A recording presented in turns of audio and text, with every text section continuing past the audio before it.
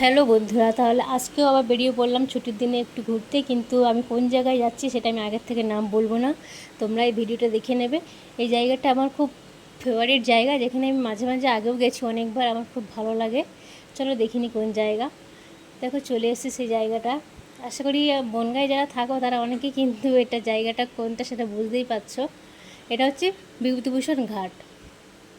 বিভূতিভূষণ ঘাটের এই যে ঝুলন্ত ব্রিজটা, এটা কিন্তু খুব সুন্দর ব্রিজ। দেখো এখানকার আশেপাশে ভিউটা খুবই ভালো লাগে আমার। আমি এখানে আগেও অনেকবার এসেছি, ভিডিও বানিয়েছি। আর এই যে দেখতে পাচ্ছ নদী, এটা কিন্তু ইছামতি নদী।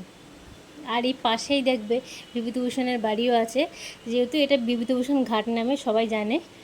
আর সেই ব্রিজটাই আমরা চলে এসেছিলাম আজকে একটু ভিডিও বানাবো বলে। কেন যে চারিদিকের পরিবেশটা আমার খুব ভালো লাগে, পরিবেশটার জন্যই আমরা বিকেল দিকে চলে আসলাম একটু ভিডিও বানাবো। ওই যে দেখতে পাচ্ছ, দেখো কত সুন্দর লাগছে না দেখতে? আমার কিন্তু খুব ভালো লাগে এখানে আসলে, কত সুন্দর শান্ত লাগে। এইটা দেখছো, এটা হচ্ছে বিভূতিভূষণের বাড়ি। তবে এখন বিভূতিভূষণের বাড়ির গেটটা বন্ধ আছে, কোনো অকেশন হয়েছে তখন খোলা হয়, তখন গেলে হয়তো ভেতরে যাওয়া যেত। বাট এখন